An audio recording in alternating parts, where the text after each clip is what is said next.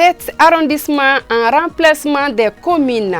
Ainsi se présente désormais le district de Bamako. La loi y afférent a été votée lundi dernier par le Conseil national de transition. Une loi dont se réjouissent les Bamakois. Nous en parlons dans ce journal. Dans ce journal, nous consacrons une série de sujets à la célébration du mariage, une étape de stabilisation d'un couple, une célébration qui, dans la plupart des cas, dure une semaine pour des raisons diverses. Bonsoir à toutes et à tous, très heureuse de vous retrouver une fois de plus pour la grande édition sur ORTM 2. Je vous le disais à l'instant, le district de Bamako compte désormais 7 arrondissements en remplacement des communes. La commune rurale de Kalabankoro représentant le 7e arrondissement. La loi a été votée le 20 février par le Conseil national de transition. Un nouveau découpage territorial considéré comme une avancée majeure, saluée par les Bamakois, du moins les quelques-uns que l'une de nos équipes a rencontrés. Lala Diaratori. Les communes de Bamako disparaissent au profit des arrondissements. C'est là à la faveur d'une mesure qu'a adoptée le lundi 20 février le Conseil national de transition CNT. Ainsi, 6 projets de loi portant réorganisation administrative en République du Mali ont été adoptés. Il ressort que le district de Bamako comprend désormais 7 arrondissements en lieu et place de 6 communes. Cette mesure est bien perçue par les citoyens car selon eux, elle vise à les rapprocher davantage de l'administration. Ce nouveau découpage territorial va rapprocher l'administration aux administrés. De la commune à l'arrondissement, c'est déjà une élévation. On peut, du point de vue même des grades, c'est une élévation. Là, il y a dans certaines communes, pour atteindre leur administration dans les mairies et autres, il y avait vraiment des difficultés. Bon, je crois que c'est une bonne chose. Dans le cadre où nous sommes en train d'aller dans le sens des réformes. Pour moi, quand même, ça a un effet positif parce que ça va créer des emplois, ça va créer aussi les postes pour les populations. Par ailleurs, cette réorganisation n'impacte en rien le processus démocratique des élections municipales, selon notre interlocuteur. On ne touche pas au processus démocratique. C'est-à-dire que les partis politiques vont concourir au suffrage, ils vont élire leurs maires dans leur zone. Et d'ailleurs, même chaque circonscription électorale est déjà maintenue. Donc, ils vont voter. Les maires vont rester, mais ce sont les maires délégués. Il faut cependant s'attendre à un changement dans la gestion du district. Le Mali est tellement vaste avec ses différents projets. Vraiment, nous sommes confiants. C'est des projets futuristes. Ils ne sont pas faits pour demain ou après-demain. Ils sont faits pour le futur, pour les 50 années à venir. Au niveau de Bamako, en fait, on a supprimé les communes. Les 6 communes sont supprimées. Et maintenant, à la place des communes, on a des arrondissements. Auparavant, Kalabankoro relevait de Kati.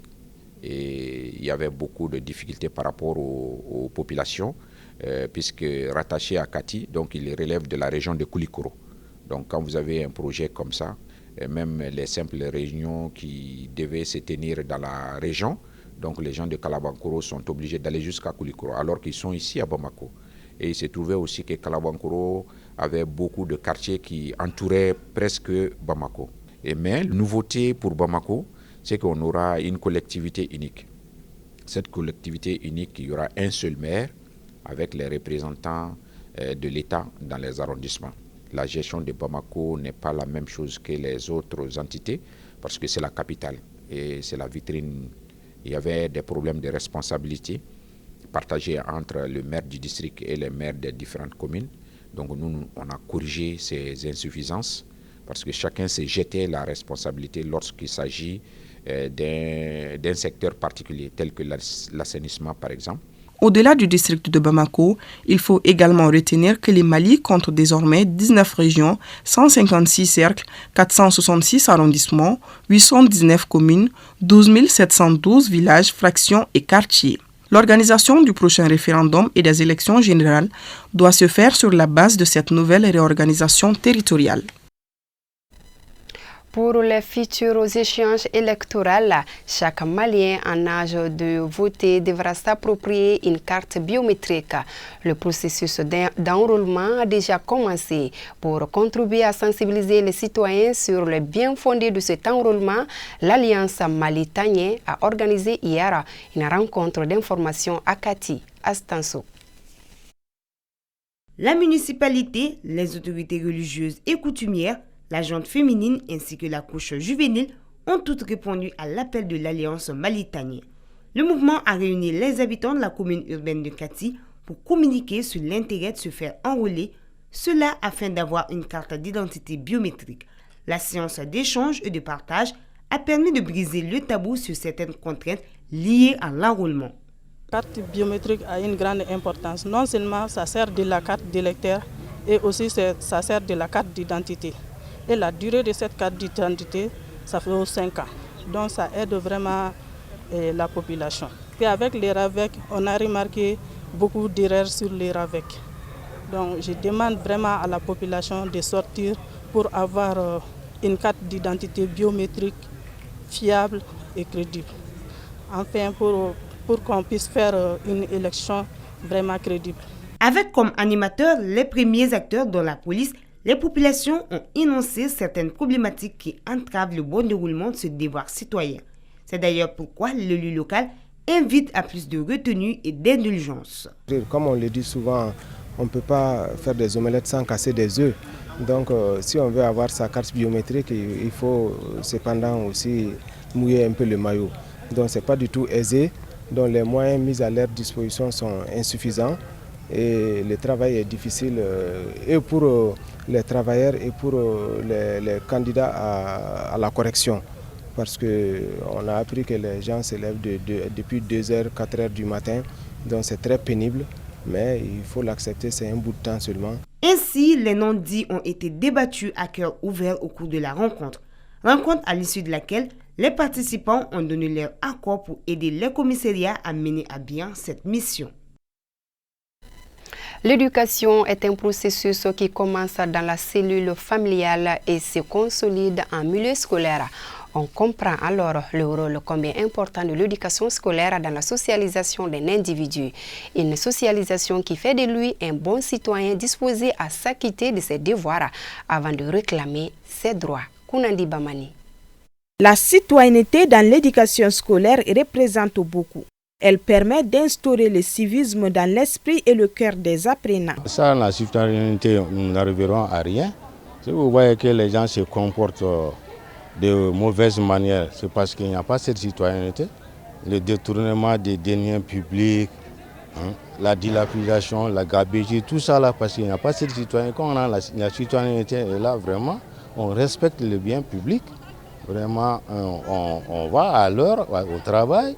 On travaille comme il faut. La place de la citoyenneté dans l'éducation scolaire, ça ne peut être autre chose qu'un renforcement alors, de la prise de conscience de ce statut, traduire ça en acte, son statut de citoyen, en s'appuyant maintenant sur ce que nous pouvons appeler le civisme, le respect des lois alors, en vigueur dans le pays pour le devenir de la nation. Et c'est ce qui doit être enseigné aux jeunes. La citoyenneté dans l'éducation scolaire permet de donner une éducation adéquate, ce qui favorise les sentiments d'appartenance à un pays. La citoyenneté nous pousse à nous parfaire en tant qu'enseignants pour donner un bon enseignement. Se réclamer malien veut dire qu'on doit incarner une valeur qui réponde à la citoyenneté malienne. Rappelons que les Maliens s'est toujours fait distinguer des autres par sa citoyenneté et son civisme. Ces encadreurs invitent les citoyens à œuvrer pour faire perdurer ces valeurs qui nous sont propres. Autre grand titre de ce journal, en plus des dépenses exorbitantes liées à la célébration, le mariage dure généralement une semaine à Bamako. Un état de fait qui contribue à rendre excessives les dépenses et met en cause le caractère modeste de cette union sacrée. C'est en tout cas ce que pensent certains citoyens que nous avons interrogés sur la question. Kadidjatou Kamisoko. Le mariage est l'union entre deux personnes de sexe différents. à cause des dépenses comme le shooting photo, l'enterrement de vie des jeunes filles, la mairie, le dîner et autres. Les relations de certains couples planent dès le début. Les festivités interminables de part et d'autres, les dépenses extraordinaires sont les mariages d'aujourd'hui. Nous, dans le temps, quand on s'est marié, le mariage c'était sur 2 jours, on va dire. La journée du mariage, plus, je dirais 2 jours, une semaine après, quand on appelle les cadeaux pour la mariée. Donc, vous appelez ici Manasri. Donc, du coup, je pense que c'était largement suffisant. Sinon, ce n'est pas dans mes principes que le mariage d'une semaine, ça fait des dépenses. J'estime que les dépenses là, si on peut diminuer la chose en question, l'argent là, ça peut servir aux mariés pour les aider dans un premier temps, parce qu'on sait que les jeunes couples au départ, c'est pas facile. Hein. Donc une semaine pour moi, ça fait beaucoup.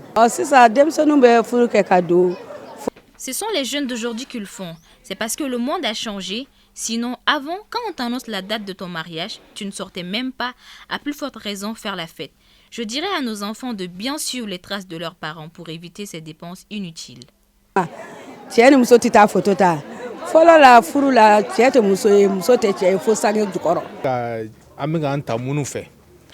Franchement, c'est vraiment déplorable. On se prend pour des Occidentaux alors que ce n'est pas le cas.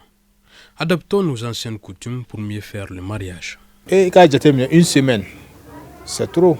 Pour une semaine, Si pour certains, il est une dépense inutile,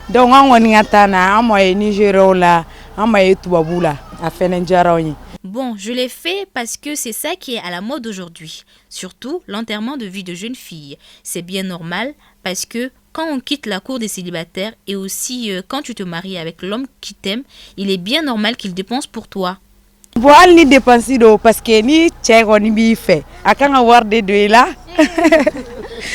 Ce n'est pas le cas pour cette jeune dame qui se marie bientôt. Moi, personnellement, ce n'est pas mon truc. Je me marie bientôt, donc je vais faire un mariage sans folklore. Ainsi dit, il est clair que la situation actuelle du pays fragilise certaines relations. Cependant, tout ce qui brille n'est probablement pas de l'or. Mesdames, soyez raisonnables pendant cette période pour l'organisation de vos mariages et adaptons-nous à nos anciennes coutumes.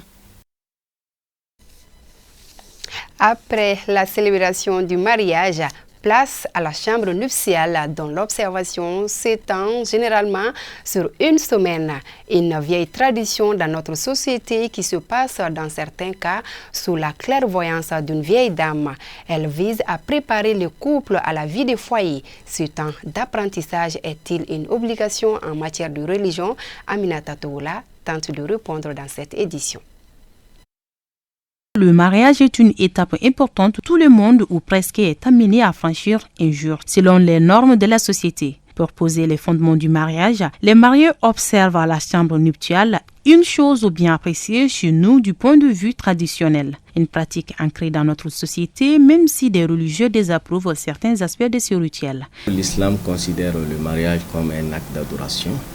Et parmi les recommandations que l'islam recommande, c'est de faire la chambre nuptiale dans l'objectif que les deux parties puissent se découvrir et que les deux parties puissent se sentir parmi les objectifs de l'islam. Ça doit être intime entre les deux parties. C'est une question traditionnelle dans nos sociétés, dans beaucoup d'autres sociétés, et les gens accordent beaucoup d'importance à cela. Mais c'est une question qui doit être traitée de façon intime. La société ne doit pas s'interférer et influencer cela. Qui dit la religion chrétienne? La nuit nuptiale, elle est basée spécialement sur la prière des époux. Les deux époux qui prennent la peine de se confier à Dieu. Contrairement à ce que les gens pensent par rapport à la virginité, ce n'est pas mis en avant selon la Bible. Ce sont des trucs intimes. Ça ne concerne pas les autres. Ni les parents de la fille, ni les parents du mari. Selon nos interlocuteurs, l'observation de la chambre nuptiale n'est pas une obligation religieuse. Le rapport journalier de la maladie à coronavirus avant de boucler cette édition. 14 cas positifs, 14 guéris, 0 décès sur 248 tests réalisés. À ce jour, 86 patients sont sous traitement. Pour vous protéger et protéger les autres, suivez les mesures de prévention et faites-vous vacciner. Fin de cette édition. Merci à vous de l'avoir suivi et bonne suite des programmes sur ORTM2.